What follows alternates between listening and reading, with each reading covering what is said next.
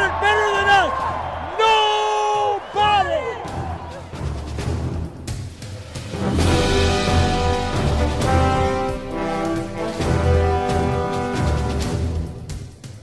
Want to focus on the things that have made us good all year long, an intensity that they can't match. And the other thing is the ultimate disrespect is when somebody takes what's yours. And this is our game, so that makes it personal. Dominate on 3. 1, 2, 3, dominate. I need 60 minutes. 60 minutes to me. You got it. 60 minutes. No business, no mercy. Nothing but stop, bubble. You got me. We're gonna ring the bell. We're gonna ring that championship bell. Ding, motherfucking dog.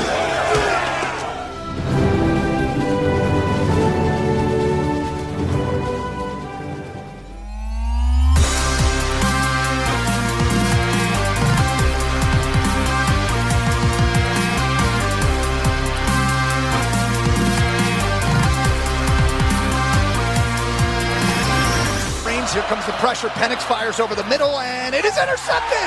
Mikey Sainristil going the other way. The legend of Mike Sainristil continues to grow. JJ takes the snap, flips the ball to Roman Wilson after he takes a knee, and Michigan, the Wolverines, have won a national championship. First and goal. Mahomes flings it. It's there! Hardman!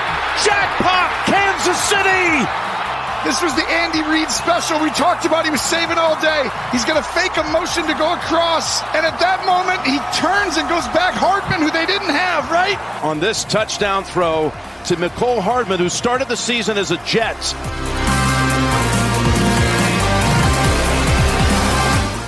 And now, welcome everyone to the Huddle Up Podcast. Last week we said in the locker room, nobody but the guys in that locker room knew how good this group can be. Now the whole damn country knows how good it is. Huddle Up Podcast. It is December the 30th, the eve before New Year's Eve, before we say goodbye to the year of 2024. And we're glad to be back with you this week. Again, an abridged schedule.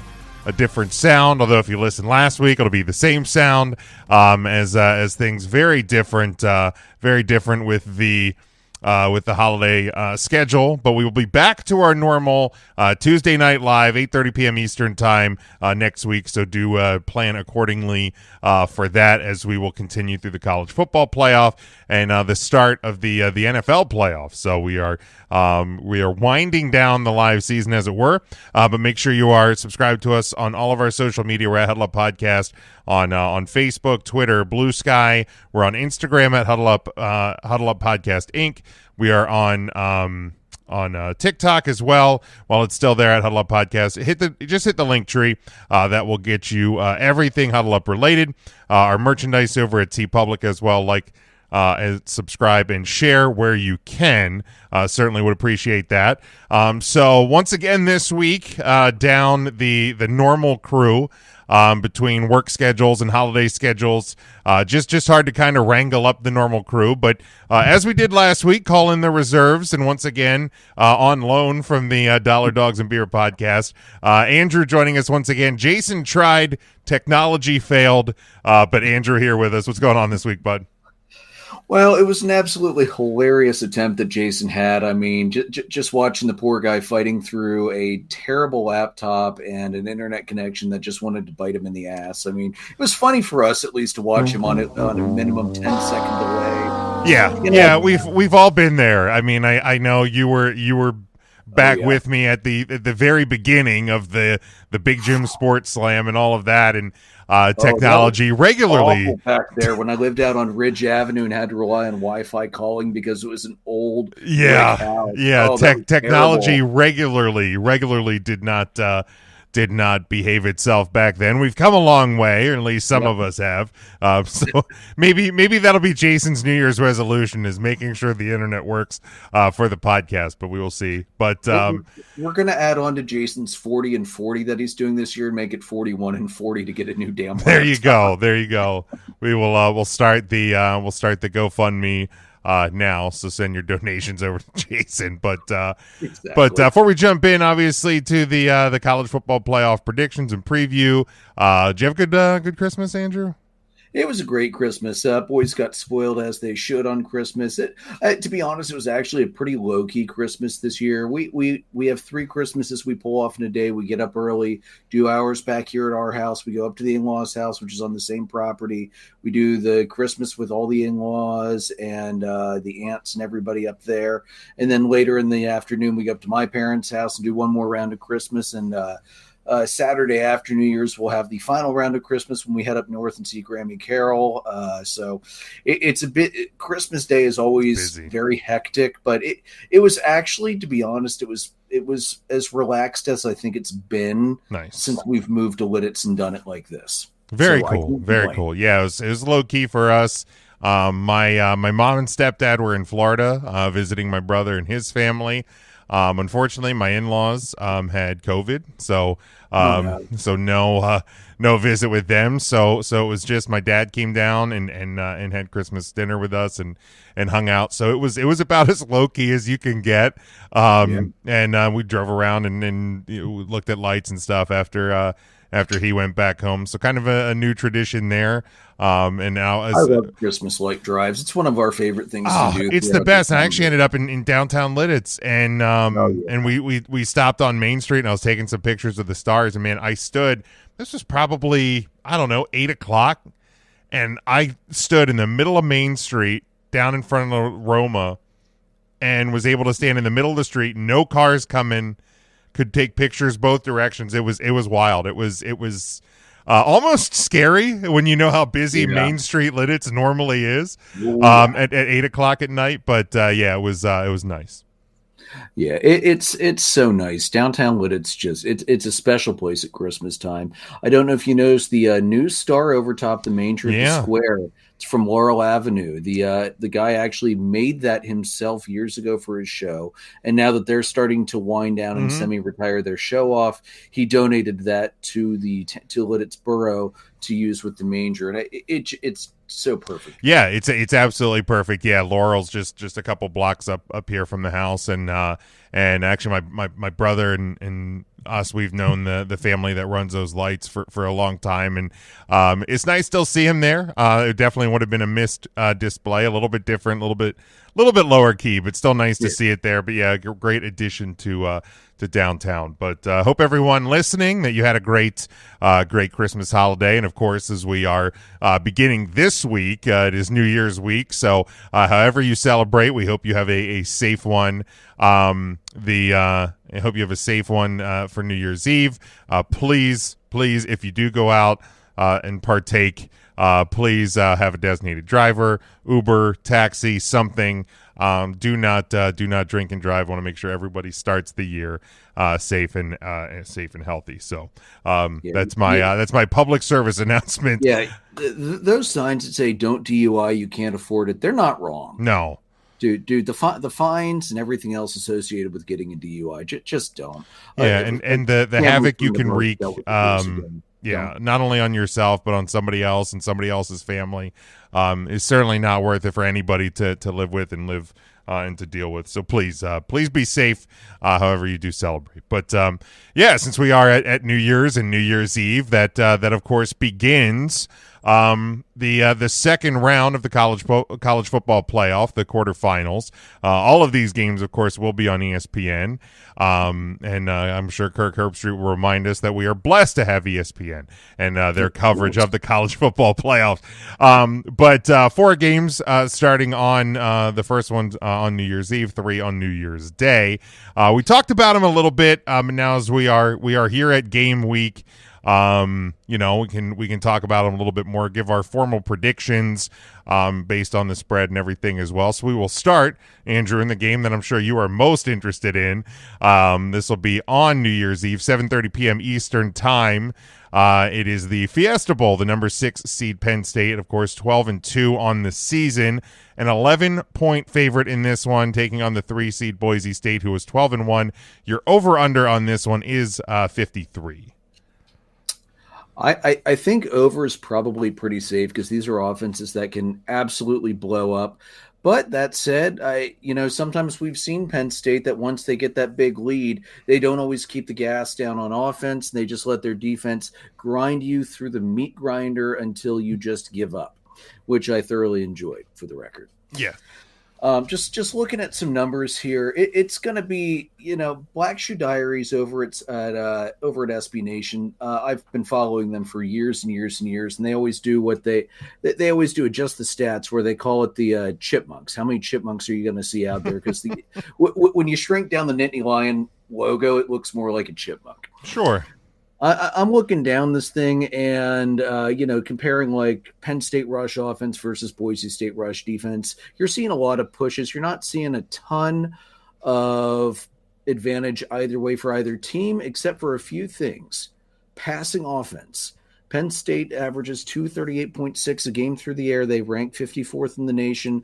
Boise's pass defense has not been great. 246.8, which is 109th. Penn State also has a very efficient passing offense. Their passing efficiency this year has been 159.04, which is 8th in the nation, versus 137.29, which is 87th. You might think, what about Boise's rushing attack, which has been phenomenal? They are they average 250.5 yards a game. Penn State's got the number 7 rush defense, giving up only 100 a game. Boise State's offense entirely goes through the running game, and it runs through Janty. And if Penn State's able to bottle him up and force Boise State to throw the ball, that is not good for Boise State, because Penn State can turn turnovers quickly. We found that out against SMU. I was going to say, ask SMU about that. Yeah, SMU's poor quarterback is still having nightmares about the cold, loud conditions at Happy Valley, because Mo Bamba was not able to properly prepare him for that atmosphere. When your average kickoff temperature all year was 72 degrees, and you're thrown into like 14-degree weather and high winds in Happy Valley in the wintertime. Yeah, that you can't prepare. There is no way to prepare for that. No, there really isn't. There really isn't. Penn State doesn't have any major NFL-bound guys that will be sitting out. Abdul Carter's going to be playing. Tyler Warren's going to be playing. I'm liking what I see. And I know the Fiesta Bowl is magical for Boise State. It's always been magical for Penn State too. So, someone's going to have to lose their first ever Fiesta Bowl, and I just hope it's them and not us. And, we can look at it again. Should they have just seeded the top 4 teams, 1, 2, 3, 4, and been done with it? Well, maybe they should have, because, based on what we saw at Penn State versus SMU 2 weeks ago, Penn State did not need to be playing the first weekend. Yeah, and it's one of these things that when we go over these games, you'll see a big difference between the games that had teams that earned first-round buys that were lower ranked versus kind of the upper tier. When we look at the spreads, Arizona State. Yeah, we'll look at the spreads of these games, and there's a stark contrast between the first 2 that we're going to talk about and the second 2 that we're going to talk about. For this one, if you're betting on this. I think that the safest play is the over. I think you hit that spot on. 11 points obviously looks and feels like a lot, but I think it's just because there's so much unknown with what we're going to get out of this matchup. I mean, the closest comparison we have was Boise played Oregon in week 2, lost 37-34. Now, you look at that situation and you're like, okay, well then, Boise State should probably be able to keep up with Penn State a little bit, but Penn State defense significantly different than Oregon's defense, and also, and we talked about it a little bit last week when you're looking at transfer quarterbacks and adjusting to a new offense and stuff like that. That was a week 2 Dylan Gabriel Oregon offense. That if they play in week 11, that game might look a lot different as well. And I'm not trying to take anything away from Boise State, obviously, with Ashton Genty. And based on what we saw in the Alamo Bowl, maybe the Heisman Trophy did get it wrong, but that's another argument for another day. I feel like that happens way more often than not. The Heisman Trophy winner comes into their bowl game and just lays a goose egg. Yeah. So maybe it's a blessing in disguise for Boise State. Weren't the Buffalo's like a 22 fucking point favorite or something like that? Something like that. I actually didn't even look at the odds on that one. Or if I did, I just bet the over because it's the Big 12. You bet the over. Yeah, so obviously you look up and down the schedules, the body of work. I can see how they got to the 11 number. I think the big question and Boise State's chance of kind of winning or survival even in this game is going to be what can the running game do and when. And that the thing is, it's not if Ashton Jeanty will be slowed down. It's when he is slowed down, what can Boise do? Like how have they prepped to attack this offense in different ways to make the defense cheat back a little bit? And can Boise get an attack done? So yeah, I think the over is the smart play if you're touching it from a betting side. Obviously, I mean it's no mystery. I would love to see Boise win this game for multiple reasons. We'll talk about the other one in a minute. But I just don't know. I just don't know that they can. I shouldn't say that. I don't know that they will. They certainly can. I don't want to disrespect them and say that they can't win, because I think they certainly can. They're gonna have to disrupt Penn State on offense, and I think it is going to come down to the success of the running game, because if they can control the clock, they can keep Penn State off the field. The critical thing is either going to be scoring just about every time you have the ball. Yeah. Or forcing a turnover or two so that Penn State doesn't. And if you can do that, you can certainly get within the 11 points and give yourself a chance. But I think Penn State ultimately will win the game. And the other thing to remember too, if you look at the depth charts, Penn State runs 2, 3, 4 deep almost everywhere outside of quarterback right now. Boise State does not. Correct. So if it also turns into a war of attrition with injuries, I'm going to always take Penn State over a non P4 school. Yeah, the depth just isn't there. Yeah, I mean they're the 9th ranked team in the country, despite the number 3 seed. They are a Mountain West team. It is a different brand of football, and that's not a disrespectful or incorrect statement. Certainly, we've seen G5 teams upset Power 4 teams this year. Absolutely. So it is not out of the question. You know that better than anybody. Yeah, I certainly do. And I have people on this very program that will remind me of that fact almost on a weekly basis. That's good. We got to keep you humble. That's right. Which, if things go my way, it's going to be hard to do that. But we'll attack those battles when we get there. All right, let's move then to New Year's Day, 1:00 Eastern time. It is the Peach Bowl. It is the number 5 seed Texas Longhorns. They are 12-2 on the season, a 12.5-point favorite, taking on the number 4 seed Arizona State Sun Devils, who come in 11-2, winners of the Big 12. Arizona State is the number 12 ranked team in the country. Texas, the number 3. So again, that's. It's important to remember there's a difference between ranking and seeding, because when you look at the Fiesta Bowl as well, it's number 4 Penn State versus number 9, but we're talking about seeding here when you look at the bracket. Your over-under on this one is 51. That's it. Yeah, bet the over again. Yeah. A current. This is weird. You got an old Pac-12 team in the Big 12. Yep. You've got an old Big 12 team in the SEC. So You've got this weird mismatch of we don't know where the hell we fucking belong, but we're here. Take the over, because God knows we know Texas's defense is not going to stop much. Yeah. Exactly. We know Arizona State's defense is not going to stop Texas's offense. Texas is going to win this. They're going to win it big. They're going to obliterate that minus 12.5, and it's going to go way past that over of 50. I'm actually surprised that over is not at 55 or 56. Yeah, the over-under does seem low. Again, bet the over. I can't stress that enough. The wild thing is I'm not willing to completely buy off on Texas is going to blow this game out of the water. only because I know like Clemson, they got a little tight late, got within 14. But you look up and down this Texas schedule, they got out of the gate really, really well. They were dominating teams early, 52-0 Colorado State, 31-12 Michigan, 56-7 Texas San Antonio. But as you started to dig into the schedule a little bit, teams started to figure things out.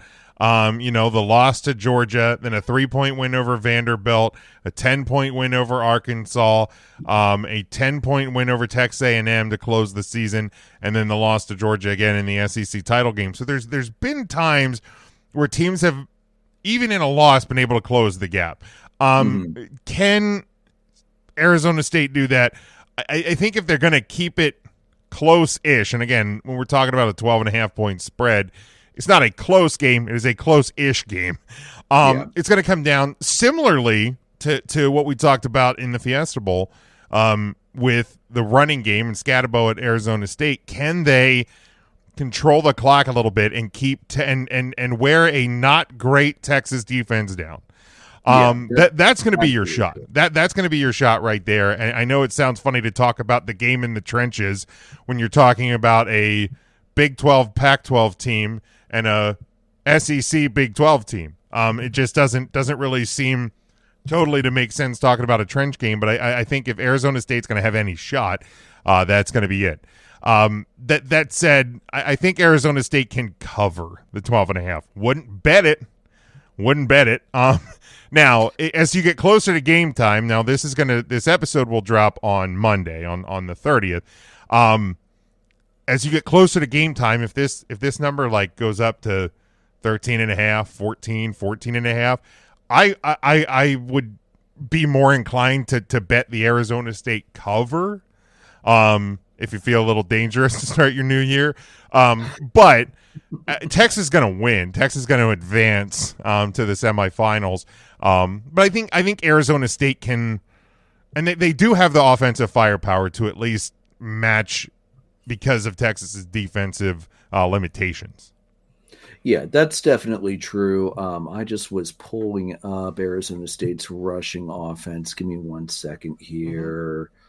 I don't think their rushing offense is you know what? They're actually not bad. They're 198.8 a game average. So they do have the rushing attack to be able to grind into Texas's very porous defense. And let's remember, when Texas has been up against a team that has a defense with a pulse, it has been an issue this year. Look at Georgia. I don't think Arizona State's defense is going to be the team that will cause that. I think it's going to be Scatterbo finished 5th in the Heisman. Yeah. So, Arizona State, like that's their one real here's your opportunity, pal. Yeah. Yeah, we'll see how that goes. I'm not feeling super confident that Arizona State's going to make it close. Yeah. But anything can happen in any game, as we've seen many, many times. That's just the nature of football. But, I would take Texas, take the over, and Arizona State could cover, but I still favor Texas on that. Yeah, ESPN's matchup predictor for the Fiesta Bowl, they have Penn State at a 65% chance of getting the win. This game, the Peach Bowl, the biggest, most lopsided, I guess I should say. They have Texas at 79.4%. Jesus. Which, really, when you're talking about the number 3 team versus the number 12, arguably they could maybe be lower than 12. It didn't matter; they were getting it anyway by winning the Big 12. But definitely the widest margin in terms of percentage of chance of victory. I don't think there's a ton of surprise there. But then we move to 5 p.m. Eastern time on New Year's Day. It is the Rose Bowl. It is number 8 seed Ohio State. They come in at 11-2. They take on the number 1 seed and undefeated Oregon Ducks, who is coming here 13-0 Big Ten champions. They're a 2.5-point favorite. The over/under on this one is 55. In terms of actual rankings, Ohio State 6, Oregon still there, of course, is number 1 with the undefeated ranking. Of course, these two teams did meet up back during the month of October, a 32-31 victory by Oregon in Eugene. So, Andrew, what do you think about the Rose Bowl? Well, first of all, that was some great clock management by Ryan during the last 2 minutes of that game back in October. Bravo. Keep it up, Ryan. We love you.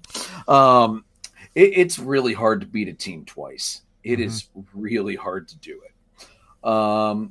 This is another one. Smash that over button as hard as you can. Yep. Because as we saw in the Big Ten championship game, Oregon's defense is porous as hell.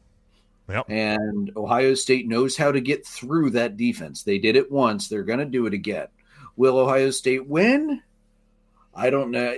It's hard to beat a team twice, but at the same point, Oregon's going to look at that. We're number 1, but we're somehow the underdogs in the Rose Bowl. Yeah, they're going to come in with a massive chip on their shoulder. And that team is going to be ready to spit fire and just smash things. This is, I think, by far the hardest of all of them to predict. I'd love to see Ohio State get humiliated. It's not going to be a humiliation one way or the other for either team. It's going to be another very tightly contested game. Ohio State clearly showed last round in their dismantling of Tennessee that they've put the Michigan game behind them. So they're back in the right mindset. And honestly, as I said last week, I'm not going to be shocked if Ohio State decides to come out and just start slinging the ball around. Even if for the first couple drives they're not quite able to get the completions, they're going to tell Oregon, we are not afraid of your defense and we are going to take shots, and some of them are going to land. Yeah, I mean, they certainly have the weapons to do it. Some of the most dangerous wide receivers in the country, and Howard looked much more comfortable at home playing against Tennessee than he did the game prior playing against Michigan. And I think that's the difference between a team with a great defense versus a team that doesn't. And that's got to be your concern if you're Oregon. Now, yeah, if I'm Dan Lanning, I'm putting up the fact that, we're the number 1 team in the country. We're undefeated. We've already beat them. This time it's on a neutral field, which I guess maybe plays into Ohio State's hand theoretically a little bit. Except you're on the West Coast, right? Like you're on the West Coast. And if I'm looking at that and I'm using the fact that you're only a 2.5-point favorite, as kind of bulletin board material a little bit. And I think Dan Lanning does a very good job at preparing his teams when they kind of feel disrespected a bit. And I think they're going to take that and use that. And I think, Ohio State, they may think that not being favored in this game may be a disrespect towards them. And it's going to be it's going to be a really really good game, I think. And yeah, in terms of that the predictor, this one technically the closest. The last 2 games we're predicting here almost identical. They have Ohio State as a 53.8% odds of victory. Again, I think you're spot on with the assessment that it is hard to beat teams multiple times. Like in the NFL, there's a lot of times those division games you see a 1-1 split, or if you see a team get 2 wins in the regular season, if they happen to meet in the playoffs, you see that team finally get over on them the 3rd time. Now you can get that in college football now. Especially with the extended playoff and all the conferences no longer doing the divisions, you have the possibility of we almost had it. We almost had Oregon Ohio State in the Big Ten title game, and could have potentially seen them matching up in the playoff as well. So it's possible to see these 3-time matchups. This one a 2nd time. So yeah, I think it is going to be difficult for Oregon, but I like them in this spot. I think that Ohio State, coming off the Michigan game, as bad of a loss and as bad of as a look that was for the program, they had to put everything, all of their chips, into beating Tennessee. Because if you don't, Ryan Day possibly gone. I know the administration said, nope, he's here no matter what. How many times have we heard that in sports? Ask Robert Saleh. Right, exactly. So there's a possibility that Ryan Day gone if you lose to Tennessee.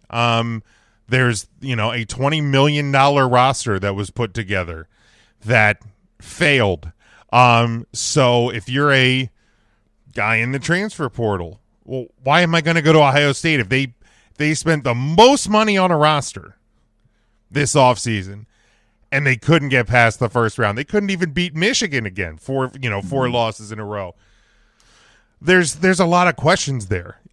So I think they had to put so much into that game that I think this is going to kind of be that emotional letdown, because I think even we talked about it, you and I, last week, that personally I think that Ryan Day saved his job. Ohio State saved Ryan Day's job because they put on such a display at home that they kind of fended off whatever trouble's coming their way. Ryan Day's entering the final year of his contract next year. Bring him back. Give it one more shot. If you can't beat Michigan, if you can't win a national title, then we'll look elsewhere. Yeah. So yeah, I think I like Oregon to win here. Again, like you, bet the over. That's the smart and easy play. There's a pattern to these first three games. Now there's one of these are not like the other, and we'll talk about that here in a second. But yeah, I like Oregon to even cover the 2.5 and get the win here. So I will take the Ducks. I think it'll be Ducks too.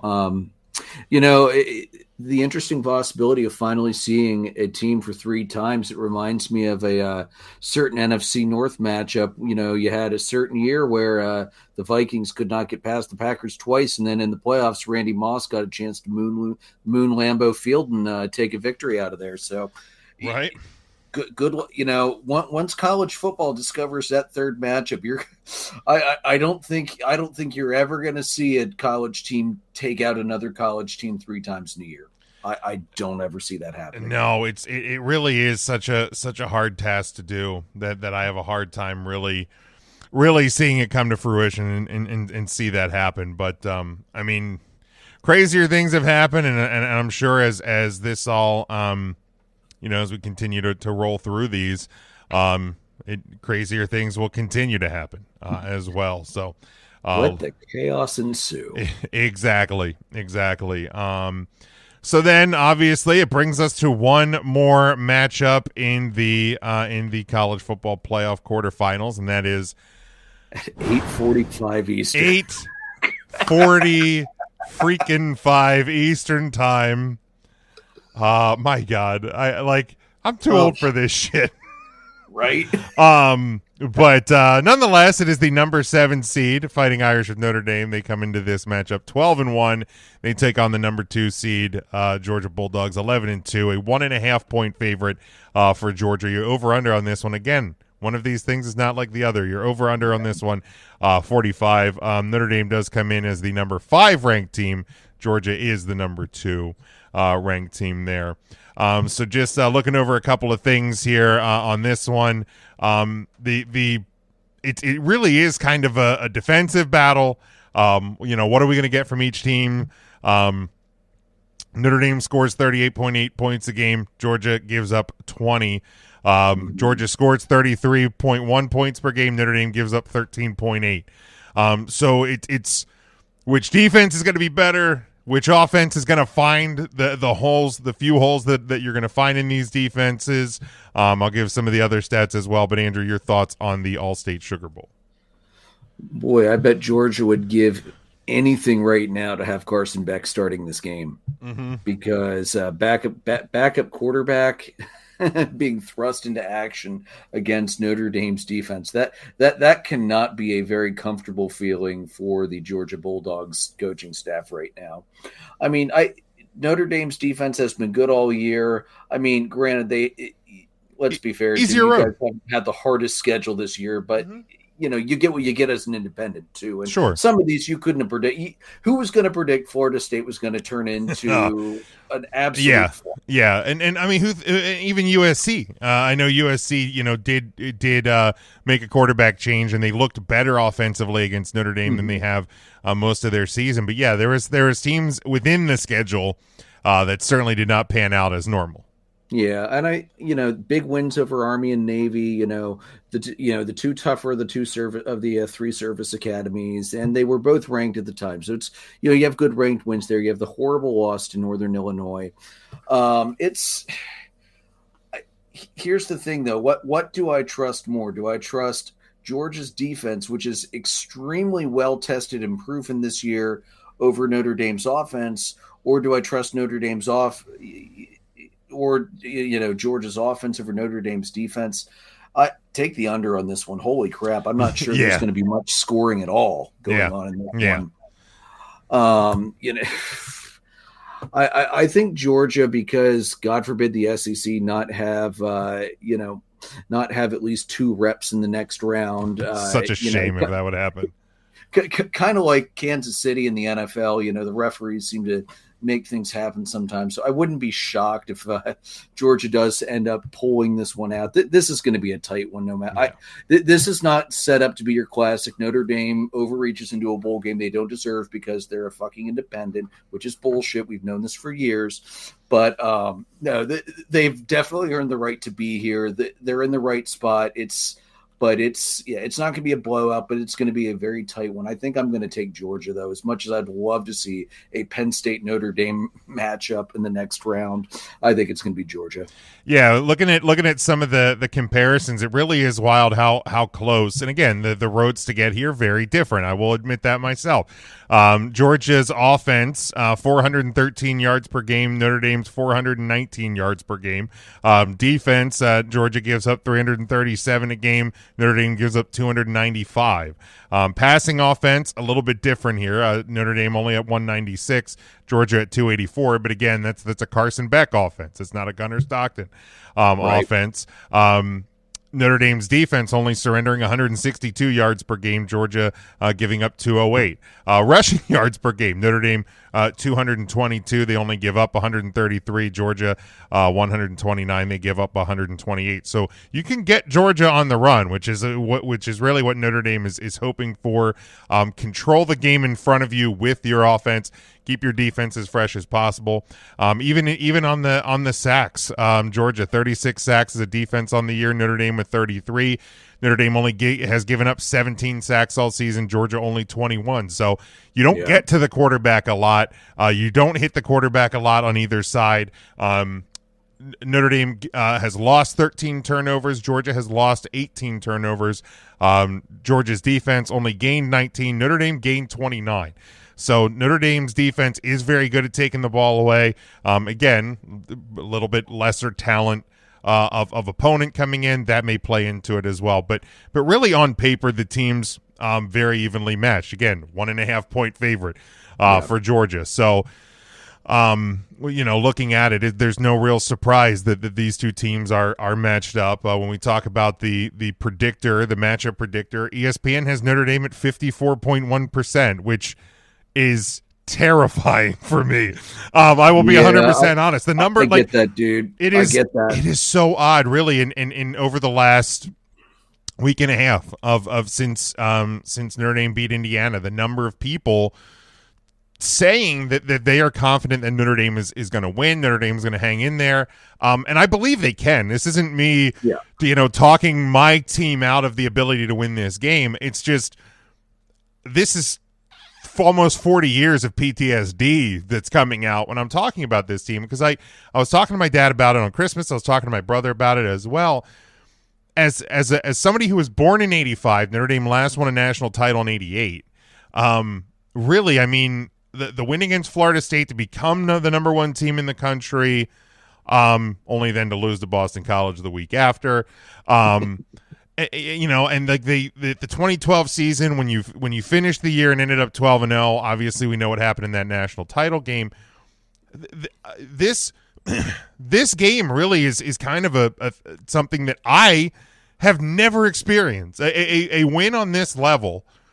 I don't think I would have ever. This will be the first time that Notre Dame has hit a win of this level, in my lifetime. So it's kind of like, is this even possible? Do I allow myself to have this hope at all?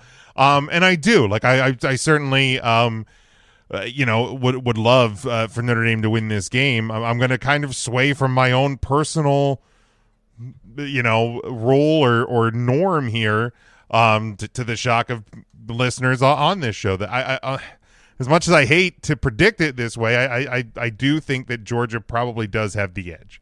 They are more battle tested in these big moments, and it's kind of in their blood, in their makeup right now with Kirby Smart, and he's had time to sit around. Now, he didn't know who they were playing. It could have been Notre Dame. It could have been Indiana. They've had the time to think about it. They've had to start preparing Gunnar Stockton. So that concerns me a little bit. Again, maybe it's the PTSD talking. So I like as a 1.5 point favorite, sure, okay, cool. Notre Dame covers. It's a 21-20 final. Congratulations, Notre Dame covered, and you hit the under. But yeah, bet the under. I don't think I would feel safe betting any real direction team wise on this spread or money line outright. But unfortunately, I think it is likely a Georgia victory. I will say this though, if we're in the 4-minute drill and Notre Dame is ahead, I like Notre Dame's chances with a brand new quarterback on the other side. Yeah. But if Notre Dame's got to play from behind in that last 4 minutes, I'm taking Georgia's defense all the way. Yeah, because Notre Dame, they have the talent to spread the field, move the ball in the passing offense. We just haven't seen it yet. No. We really haven't. They haven't had to, really, but we just haven't seen it yet, and that I think there's a concern there for me as well. Is if you do get bottled up in the run game, can you get creative? Certainly Mike Denbrock, Marcus Freeman. I have faith in them as a coaching staff. I have faith in Al Golden as a defensive coordinator. The man's done wonders with an absolutely beat-up unit on defense and still performing it at such a high level. But I love that you're relying on an old Penn State guy to run your defense. Dude, like when they hired him before last season, I was like, really? Like, I thought he was kind of like winding down his coaching career and looking to be on his way out. But holy crap, he has absolutely been a whiz.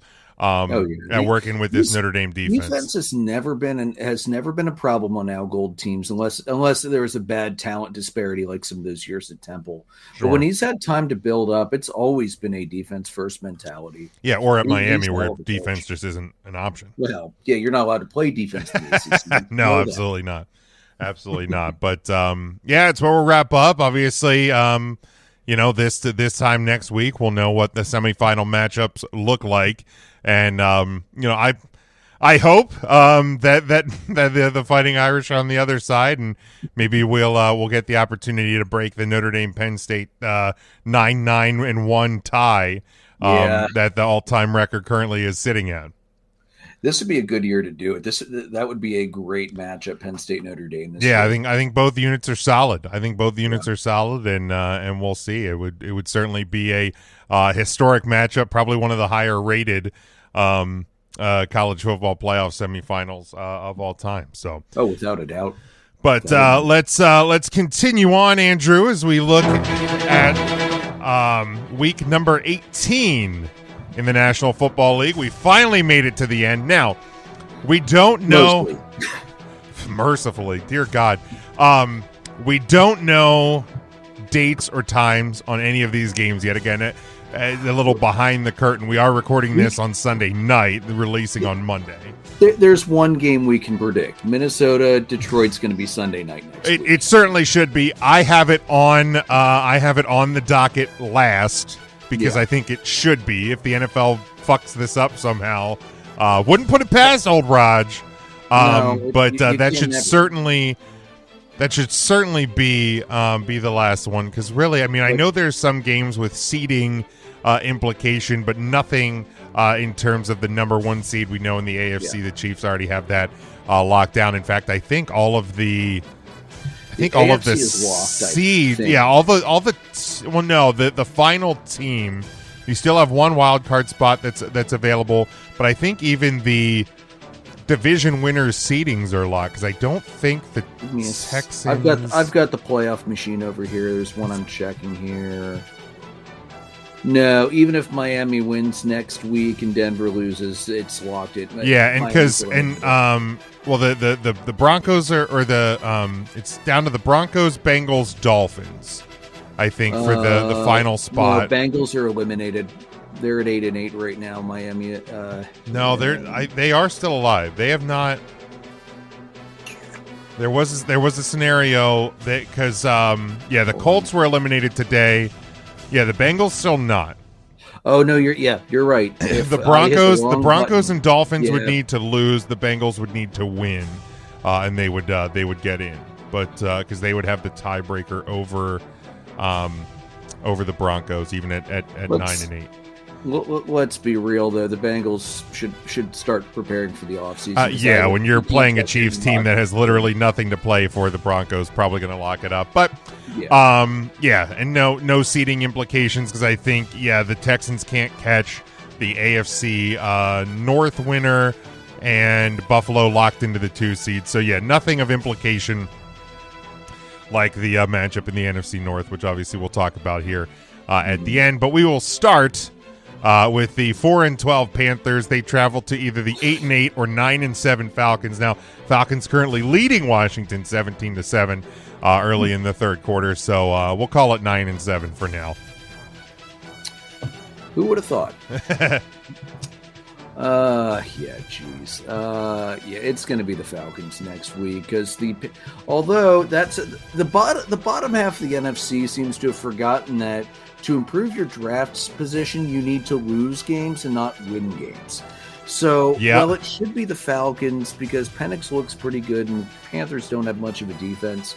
I wouldn't be shocked if the Panthers were like, oh, hey, let's win one more game because hoorah, and then forget that shoots you in the foot come April when it's draft time. Yeah, the Falcons control their destiny. If they can complete the win as we're recording against Washington and they win next week, they win the South and they're in. So it's really the ball is in their court. And then a team that now we move on. I'll take the Falcons. Yeah, I'll take the Falcons to win. Sorry, Panthers. Not sorry.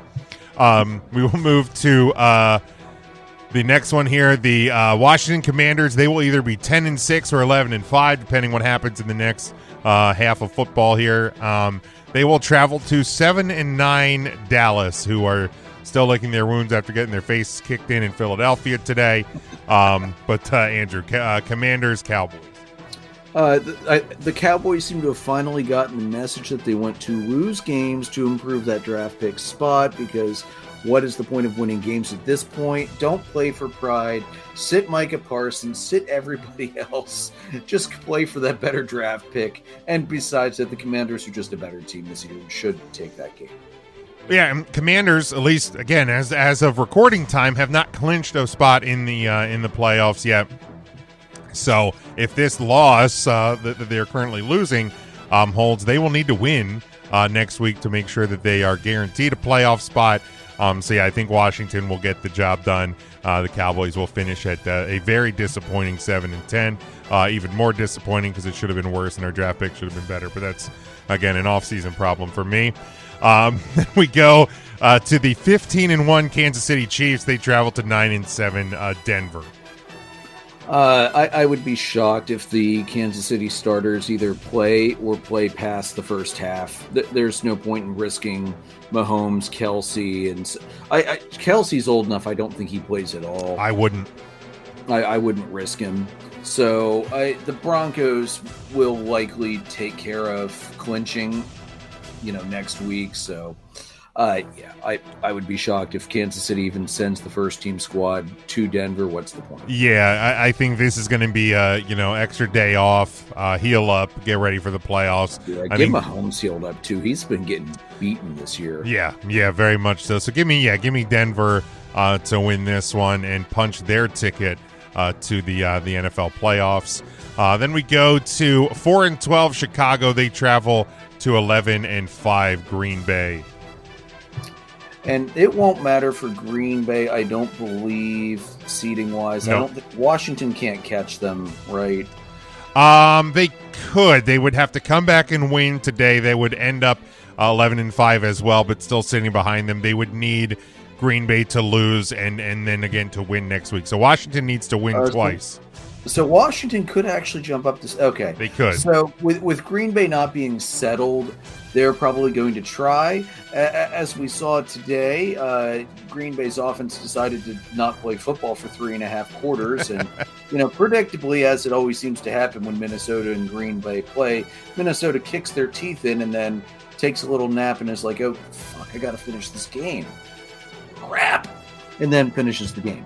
So I think Green Bay will take care of it. Although, the way things have gone in Chicago this year, I would not be surprised if they shoot their next draft pick in the foot and beat Green Bay next week. But realistically, it should be Green Bay kicking Chicago's teeth in with relative ease. Yeah, if this was in Chicago, I'd maybe give the Bears kind of this opportunity to send the home fans into the offseason with a little bit of hope. But no hope in Chicago. Green Bay's going to win this one. Worst run organization in football right now. Green Bay, maybe the Jets. I was going to say there's quite a few contenders actually, which is kind of a scary thing.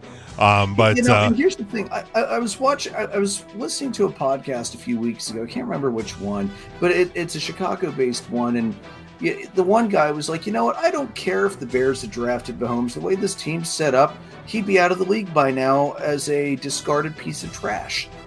And he's probably not wrong. The Bears are they're so badly managed. They don't know what they're doing. They can't scout players in the draft for crap. And they don't know how to build a team. It's been brutally like they fired Lovie Smith after a 10-6 season. They'd kill for a 10-6 season. Right. So as much as I'd love to see Chicago screw themselves up for the near future, it's not going to happen. Green Bay is going to rickroll them. And as we know, Jim, Green Bay is the largest shareholder stake in the ownership of the Chicago Bears anyway. That is true. That is a hashtag fact. All right, we move to the AFC South champion, the 9-7 Houston Texans. They travel to 3-3 Tennessee. Yeah, one doesn't matter. Texans, because why not? But that game doesn't matter.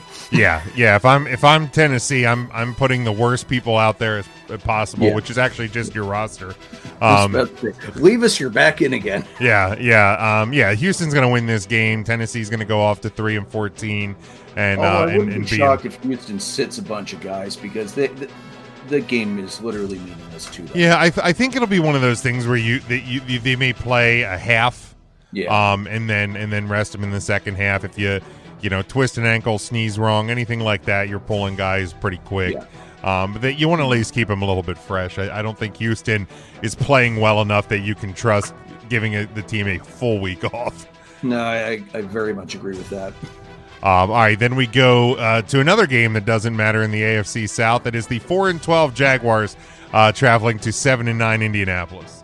Speaking of poorly run organizations, how do you lose to the Giants? The Giants that have no quarterback anymore and realistically no fucking roster. How do you lose to the Giants, a team that is just trying to lose to get the number one? No! How do you blow that?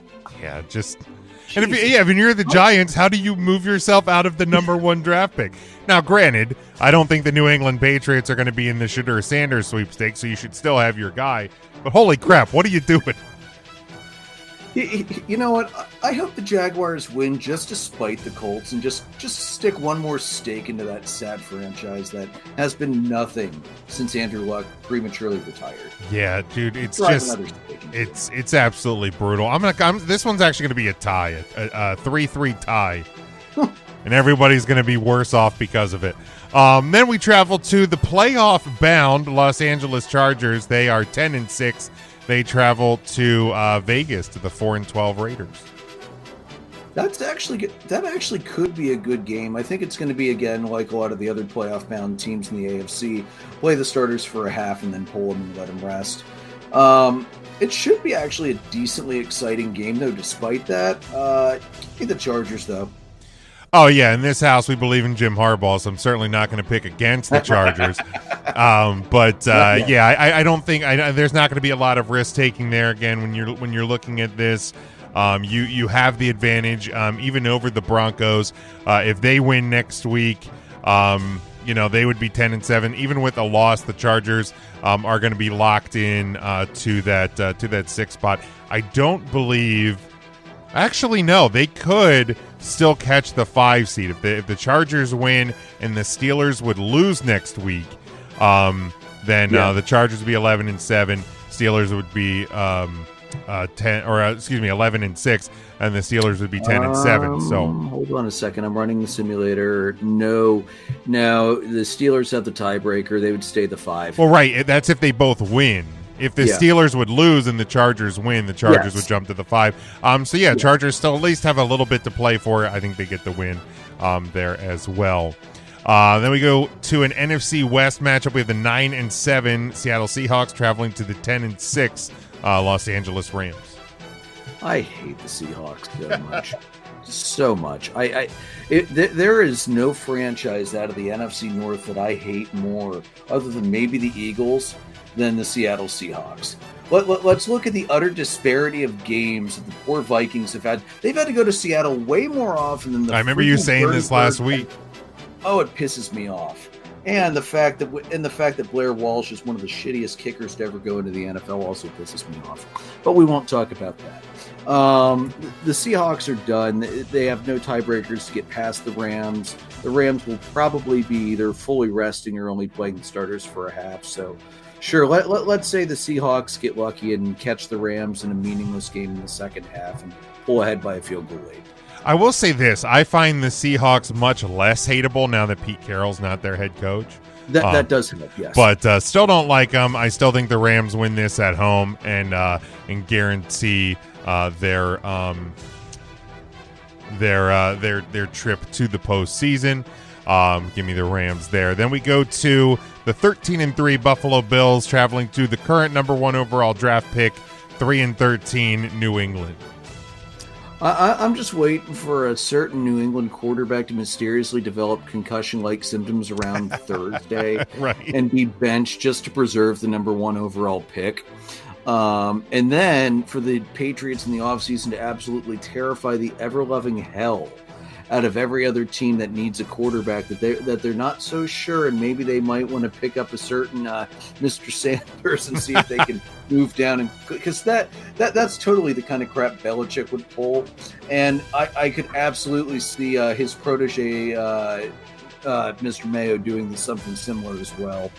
But let's be honest here. New England could throw their best team out. The Buffalo could send out the water boy and the 4th team, and they're still going to rickroll the Patriots all the way home.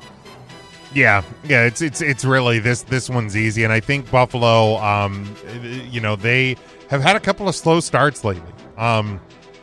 Last week against the Patriots, this week against the Jets. So I think they're going to want to kind of fix some of those issues. I think they'll work on that in the first half, sit everybody in the second half. Bills roll this one pretty easily. Then we travel, we go to this one. The 8-8 Miami Dolphins travel to the 4-12 New York Jets. Dolphins, again, still technically alive. Would be certainly a long shot, but they still have something to play for in Miami. Yeah, they're going to embarrass Aaron Rodgers once again. I mean, he failed to get his 500th touchdown on Sunday. He made history twice. He was sacked 4 times. His career totals up to 568, passing Tom Brady as the most sacked quarterback in NFL history, which is impressive considering Brady was about as mobile as a brick. You suck, you jackass. Amen to that. Well, let's be real though, Jim. It was the only way Rodgers was ever going to catch Brady in anything significant. Well, that's true. Life.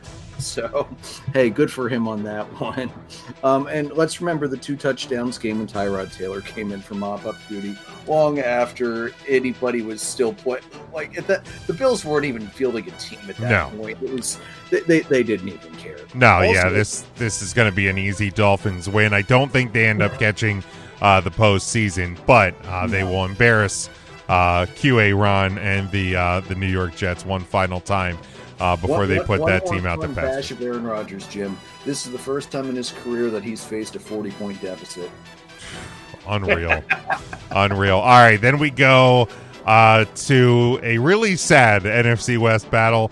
It is either the 6-10 or 7-9 San Francisco 49ers, depending what happens on Monday Night Football. Most likely, we'll call it 6-10, and they travel to 7-9 Arizona. Boy, talk about two teams that had much higher expectations for this season. It's just everything, especially San Francisco, everything that possibly could have gone wrong did that. Yeah. I mean, wow, just terrible. I guess I'm going to take the Cardinals in a battle of two beaten up teams because the Cardinals at least have a pulse still. I don't know that the Niners, after the Lions are done with them on Monday night, are going to have a pulse anywhere on that team. Yeah, it's hard to find it, and if you're San Francisco, you're going into an off season where, you know, you're going to be probably re-signing Brock Purdy. Although if I'm them, I don't. I think that I don't think Brock Purdy is the long-term answer, but they'll probably do it.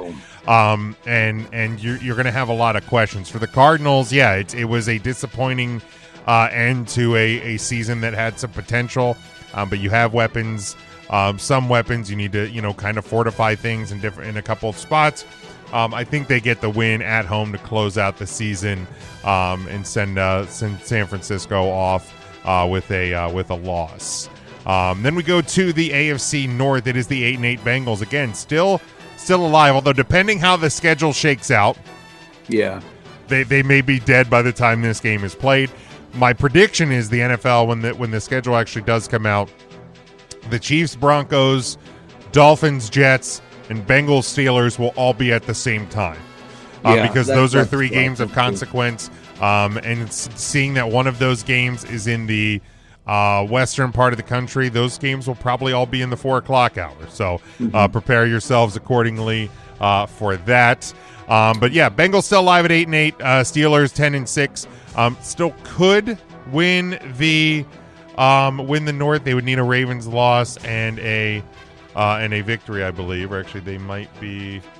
Yep, they still have a shot. The Ravens are not North champions yet. So both teams have something to play for here. Could be one of the few competitive Week 18 games. Yeah, let me see. Yeah, wow. The fact that the Steelers have gone from the top in the North in the space of 10 days to second because they had to play 3 freaking games of football. Can we stop this nonsense that the NFL cares about player safety? Yeah. At football teams, I don't care whether it's college, NFL, XFL, high school, CFL, I don't care what the level is. You should not be playing 3 football games in a 10-day stretch. Absolutely not. Insane. Absolutely not. Insane. Because the Steelers don't like the Bengals and still really do want that win just to hold on, I think the Steelers are going to put the Bengals away for good. And let's be real, even if the Steelers don't, that's too many bricks that need to fall for the Bengals to be able to back into the playoff. I don't see it. Yeah, certainly a tough one for the Bengals. A couple of opportunities throughout the season, I know. Bengals fans would want to get at least one back to really kind of control their own fate. I will pick the Bengals to win because I do not want to pick the Steelers for any reason. But yeah, wild that they could have gone from leading the AFC North to potentially being the 6th seed in the AFC in just a couple of weeks. Pretty unreal there for the Steel City team there. Then now we go to a game that still has implications in the NFC South, at least for the home team. It is the 5-11 Saints traveling to the 9-7 Tampa Bay Buccaneers. Now, Tampa would need to win, and they do need the Falcons to lose either in this game that is now currently 17-14 Atlanta with the Falcons punting, or next week. That's crazy to think that this game's actually going to mean something, because I had this one penciled in as who cares, it's not going to matter, but it does matter because for the Falcons to get in, they need Tampa to lose. So if I'm the Rams, I am rooting very hard in this one for the Saints, because if the Falcons get in, the Rams move up to the 3 seed, and the Falcons drop to the 4. So the Rams would face the Rams would be able to avoid either Detroit or Minnesota in that first round. Yeah, for sure. For Tampa, win at home against a terrible team, and hope that somewhere along the way, by the time tonight ends, that Tampa could be controlling their own fate. Take care of your business. Worry about the world outside of your own house after that. So Tampa gets the win there. 2 more games left, Andrew. 3-13. Cleveland travels to 11-5 Baltimore. Again, Baltimore, the task is simple. Beat a team you hate, and you're the North champions. It's not even going to be close. Baltimore is going to put the biggest ass kicking they've ever put in franchise history in the Browns next week. And that's all there is to it. Yeah, this one's easy. The Browns have no pulse. I saw bits and pieces of their game against Miami today because it was on the Red Zone channel, and that team has given up. Awful. That team has given up. So Baltimore, easy. Congratulations on your North championship. How does Stefanski still have a job? Because why? Why not? Mean, it doesn't matter. You're riddled with the worst contract in NFL history. You have aging or no weapons at your skill positions. Even on defense, outside of Myles Garrett, who gives a shit? It's just brutal. Cleveland suffered enough just being Cleveland. Throw them a hand. But anyway, we arrive to the final game, what should and what I'm predicting to be will be the Sunday Night Football game next week. It is the 14-2 Minnesota Vikings traveling to either 13-3, or 14-2 Detroit Lions for all the marbles. Number 1 seed, NFC North champion. This is what you sign up for when you start the season. So, Andrew, what do you think? I'm loving it because this is truly, you have 2 teams that completely control their destiny that are coming in, and they are 2 of the best teams in the league, just ready to square off and trade blows. You've got a Lions team that their only 2 losses have come at home, surprisingly. Mm-hmm. Looking at the scoring wise, Vikings averaged 26.4 scored and 18.8 allowed. The Lions 32.9. Granted, they've had some huge blowouts that have inflated that a little bit versus 19.9 allowed. Because you remember earlier this year when they played each other, it was not a blowout. It was a very tightly contested game. Lions have the number 2 overall offense versus the Vikings 12. Lions number 20 defense versus the Vikings 16. We have seen the Vikings are an incredibly opportunistic defense. They can snatch interceptions from anywhere off any quarterback. Granted, they didn't do that the first game, but again, you cannot ever look in the NFL unless you're playing a garbage team. You cannot look at the results from game 1 and correlate them to game 2 with these divisions. It's always been that way, but it's been more true than ever this year, I feel like.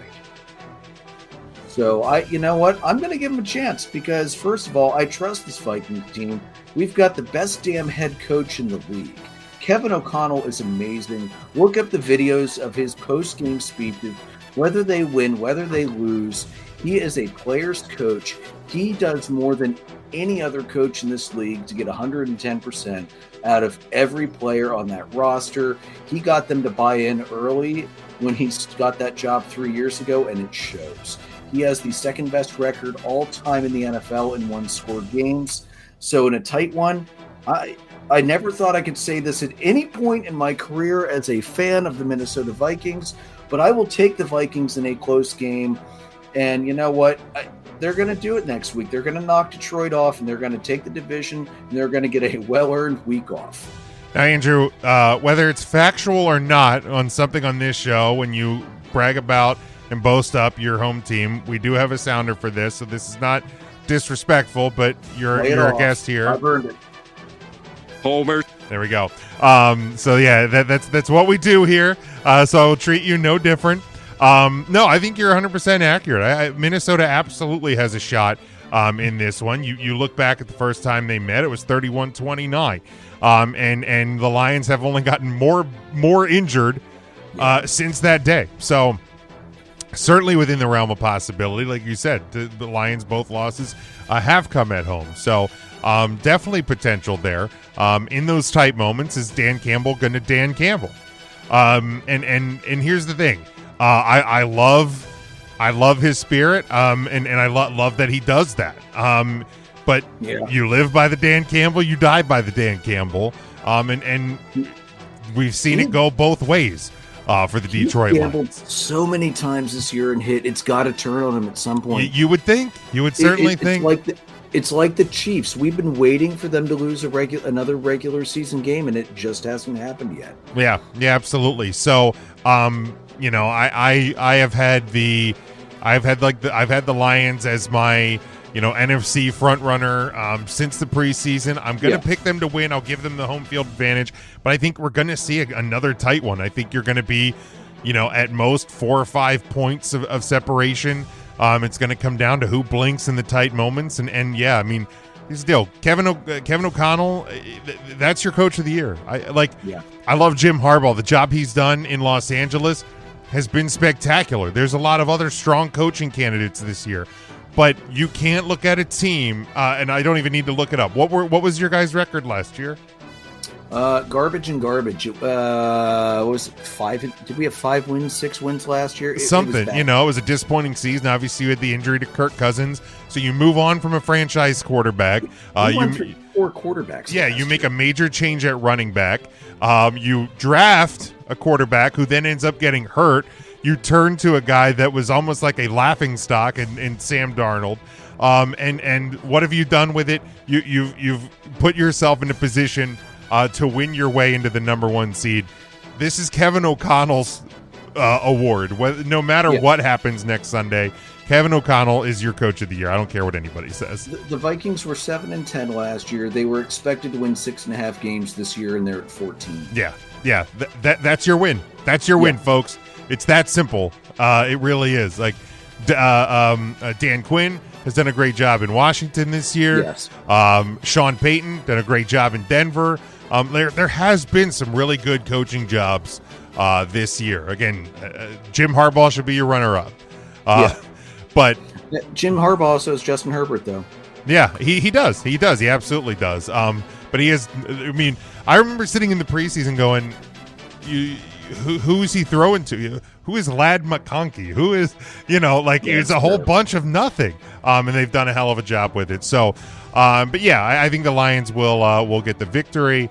Hell of a season, of course, for Minnesota. But it's going to be a great game, a great way to cap off the NFL regular season. Again, should be the Sunday night game, not official yet as of recording time. But Andrew, the last thing before we kind of start wrapping up here, as we are standing on the edge of the NFL playoffs, let's look at our way too early Super Bowl champion prediction. When you look ahead a little over a month from now, who do you see winning? Who do you see playing? And who do you see winning in the Super Bowl? It's so tough to say because anything can happen in the playoffs. We've seen it. We see it every single year. You know what? I want to see it, Jim. I want to see the 2 0-4 teams all time. One of them finally walk away with the damn Lombardi Trophy, and play the damn soundbite. I'm taking my Vikings until they get kicked out of the damn playoffs. Homer. There you go. I love it. That's the answer I expected from you. To be honest with you, that is the answer I expected. Here's the deal. When I look at the NFC, I really do think it realistically comes down to one of 3 teams. I think it comes down to Minnesota, Detroit, and Philadelphia. We know I'm not picking the Eagles. Spoiler alert. And then when I look at Minnesota and I look at Detroit, what did we talk about earlier with Oregon and Ohio State? It's very hard to beat a team 2 times. If my prediction for next week holds, it's going to be very hard for Detroit to beat Minnesota a 3rd time. I think Minnesota gets the Lions in the playoffs. Minnesota goes and wins the NFC. They go to the Super Bowl. And then on the AFC side, I think the luck is going to run out for the Chiefs. At least I certainly fucking hope so. And then I just look over the rest of the field, and it's like, Denver's a team that like is silly and fun enough that they could fuck somebody up in like the first round. The Chargers, the same thing. But when you start to get through it, it's not the Steelers. Like I don't care how good of a regular season head coach Mike Tomlin is. This team hasn't won a playoff game in 8 years. They are sub 500 under Mike Tomlin in the playoffs. That trend is going to continue. And then the two teams I'm really looking at in the AFC is Baltimore. They have made some changes schematically on defense. They look much better than they did the midpoint of the season. Their offense clicking as well. And the Buffalo Bills. But I like the Bills to come out of the AFC. We're going to have two teams, again, that have never won a Super Bowl. That's super fun to me. No offense, I'm going Buffalo in this one. They are really kind of that battle-tested group that has been there. They've gotten knocked down time and time again, and I think we finally see the pieces all come together for them. Yeah, it absolutely could. It would not shock me either. If it turned into a Minnesota Buffalo Super Bowl, you're going to look at over-unders and spreads like we saw for Ohio State, Oregon. Yeah. It's going to be one of those kind of games, and it's going to be like no more than a 4.5 point favorite either way. It's going to be tough. It would be a fun game. Like I said, that would be one that I would have no problem no matter who wins it. I have friends of mine who are fans of either team. So I'd be happy to see my friends see their team get the big win. So I think everybody wins. America wins if it is not the Chiefs or the Eagles. Sorry, Eagles fans. But it's where we're going to put the bow on this one, Andrew. Before we close out, again, thank you for joining us the last 2 weeks. As schedules got screwy here during the holiday, but let everybody know where they can follow you in the show and when that all comes back. So we'll be starting back up in January. I think we've decided as a group we don't feel like doing one episode to stick one in at the end of the year. We put out enough content this year. We'll be back for 2025, probably second, I would think second, maybe third week of January. We'll probably do an initial off-season free agency, kind of where things are at right now. Talk about we might do it after the Hall of Fame voting is announced. Do all that in one, and then we'll start our every other week division previews leading into the start of baseball season next year. I cannot wait. It's going to be the same order we always do it. We'll do the 2 West divisions first, then we'll hit the 2 Centrals, and then the juggernauts in the East last, because 1, we know them better, and 2, they're better divisions than everybody else. Fuck the Dodgers. Yeah, that one's easy. So yeah, if you are a baseball fan, I will always recommend you check out these guys. They certainly do love the sport of baseball, cover it very, very well, so make sure you do check them out. You can get us on all platforms at Huddle Up Podcast. You can basically just go to our social media, Facebook, Twitter, Instagram, TikTok, Blue Sky. Hit the link tree there. That'll get you to the podcast feeds, the YouTube channel, our merchandise, and all of that. So please make sure you like, subscribe, and follow wherever you can. Again, as we close out 2024, appreciate all the support. As always, we look forward to wrapping up the football season through January and early February before we take some much-needed time off after the football season and the grind there. But stay safe over the holiday. Again, public service announcement. Do not drink and drive. Get a driving service. Stay at a friend's house, something. But until we talk again in 2025, stay safe, stay smart, and as always, go for the win.